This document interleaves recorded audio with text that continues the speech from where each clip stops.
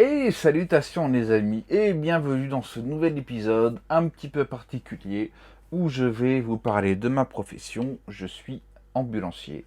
Je vais essayer de répondre à les questions majoritaires sur les conditions de travail, le salaire, qu'est-ce qui est nécessaire pour faire ce boulot, quel diplôme il faut avoir, quelles compétences il est indispensable d'avoir, et puis on va aussi voir les côtés négatifs de la profession. C'est parti. Alors, ambulancier, c'est quoi? Ambulancier, déjà, il y a deux diplômes, et en dehors des diplômes, on va dire qu'il y a deux professions. Il y a premièrement les conducteurs de VSL, ce qu'on appelle véhicules sanitaires légers.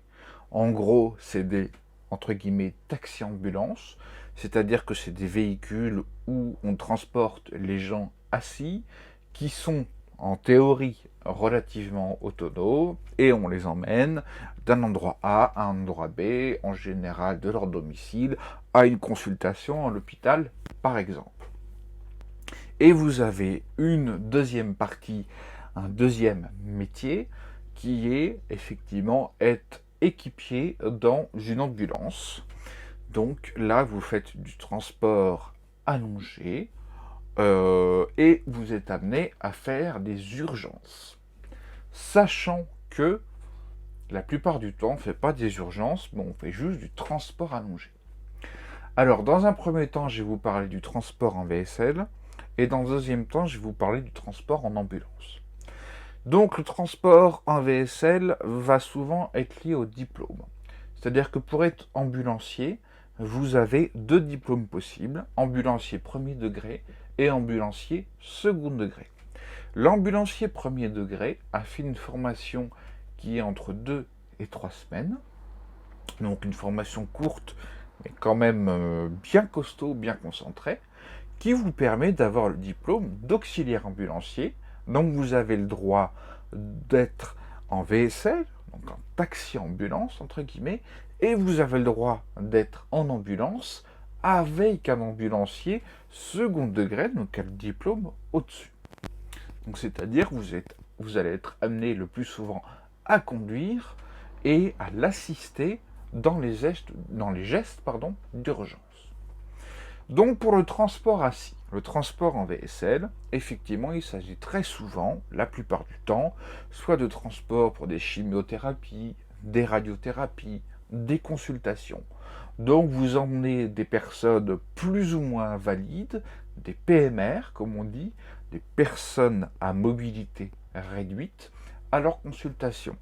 Et donc vous êtes amené à bien connaître les hôpitaux, à amener la personne jusqu'au service, à faire son entrée à l'hôpital et, le cas échéant, à l'amener directement dans le service et dans la chambre si c'est une entrée pour un hôpital de jour ou si c'est une entrée pour une opération à la journée, service ambulatoire, par exemple opération de la cataracte, ou ça peut très bien être pour une opération d'une pose de protège de hanche ou de genou, et à ce moment-là, vous venez rechercher la personne quelques jours plus tard. Ensuite, nous allons maintenant parler du transport en ambulance. Donc, comme je disais précédemment, pour le transport en ambulance, si vous avez le diplôme premier degré, c'est-à-dire la formation de 3 semaines, vous devez obligatoirement être accompagné d'un ambulancier second degré qui a fait une formation de 6 mois comprenant un stage au SAMU. Alors, je ne vais pas faire de différenciation entre ambulancier premier degré et second degré parce que finalement vous êtes amené à faire les mêmes choses, sauf que l'ambulancier second degré qui sera membre d'équipage avec vous aura effectivement la responsabilité de ce qui se passe, sera le donneur d'ordre et sera, le cas échéant, le responsable d'un problème ou non. Alors le transport en ambulance, malgré ce qu'on peut penser, à 99%, ce sera du transport pour des consultations ou des transferts. Par exemple, vous avez une personne qui est en EHPAD, qui n'a pas de mobilité, ou qui est à un certain degré de sénilité, etc. Vous l'emmenez à sa consultation. Par exemple, elle est tombée dans sa chambre, vous l'emmenez sur votre brancard passer un IRM, etc. Donc ça constitue entre 80 et 99% du transport. Ensuite, après, vous avez les urgences. Il faut savoir que les ambulances ne sont pas habilitées et ne sont jamais appelées, à part certains cas spécifiques, à intervenir sur les AVP. AVP qui veut dire accident de la voie publique. Donc vous interviendrez principalement à domicile pour des AEG par exemple, qui veut dire aggravation état général, et ça peut être toutes sortes de motifs. Ça peut être des choses absolument bénignes, par exemple, comme je disais, les AEG, quelqu'un qui se sent pas bien, qui a des douleurs abdominales, etc.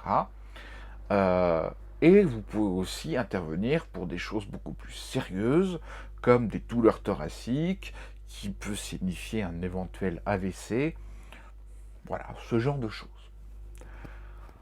Dans le métier d'ambulancier en ambulance, il y a deux sous-métiers.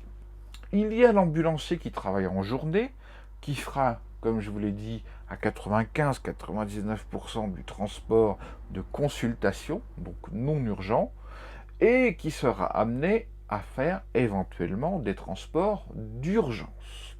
Donc, avec la sirène, le 2 tons, mais attention, on n'est pas des cow-boys, il y a vraiment des règles qui s'appliquent.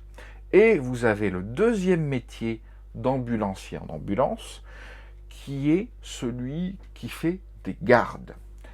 Alors, les gardes, vous en avez en journée, le week-end principalement, et vous avez des gardes de nuit. Et dans les gardes de nuit, vous ne faites absolument pas de transport de consultation, vous faites uniquement des urgences. Donc effectivement, le travail est beaucoup plus varié, extrêmement intéressant. Par contre, ça demande effectivement d'être vraiment à l'aise avec son coéquipier, d'avoir vraiment un équipier et non pas un chef et une sous-merde par rapport au diplôme, mais vraiment des équipiers soudés qui savent communiquer, qui savent gérer des urgences. Vous avez par exemple souvent à faire des transports, ce qu'on appelle des cas psychiatriques. Et là, si les deux membres d'équipage se connaissent pas du tout et s'entendent pas, ça se passera très mal. Par exemple, ça peut être une personne qui est alcoolisée, qui appelle pour sa compagne qui est tombée, et puis quand on arrive sur place, eh ben, on se rend compte qu'en fait, il y a de fortes chances pour que le monsieur ait tapé sa compagne et qu'il ait appelé l'ambulance parce que elle n'est pas bien.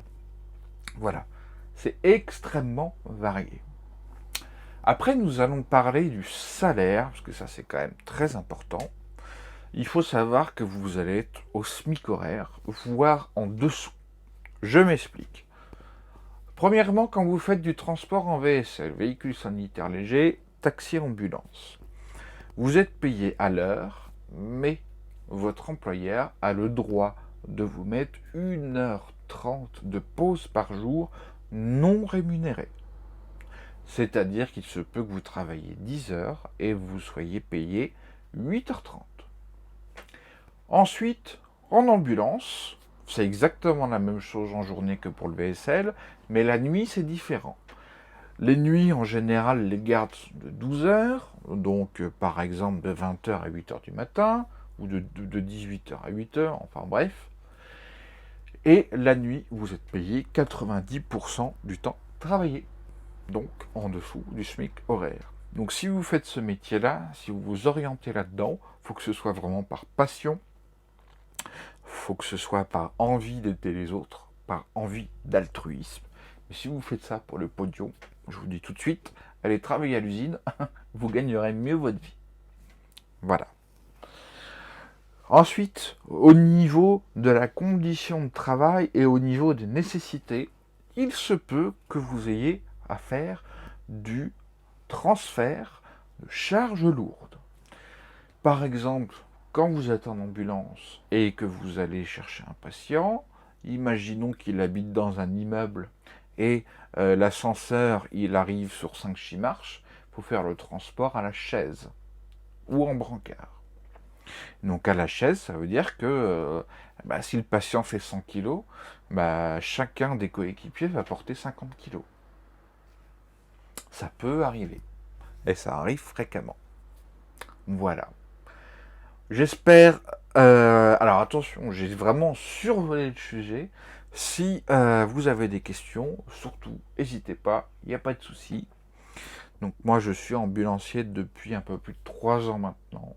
Je suis très content de mon métier, je me sens valorisé. Mais je vous avoue que je vais probablement changer à cause de la paye et des contraintes horaires. Ah oui, contraintes horaires, je vais faire un dernier petit briefing là-dessus. Il n'y a pas d'horaire fixe, ni de début, ni de fin. La législation est que vous devez recevoir votre message la veille pour le lendemain à 19h maximum. Ils peuvent vous faire commencer entre 5h30 et 14h par exemple. Et ils peuvent très bien vous faire des journées de 4 heures comme des journées de 12 heures. Ensuite, le temps de repos légal entre deux services. Le problème, c'est que souvent, on a moins de 10 heures. Donc pour les gros dormeurs ou ceux qui ont des soucis de sommeil, fuyez tout de suite. À la prochaine les amis.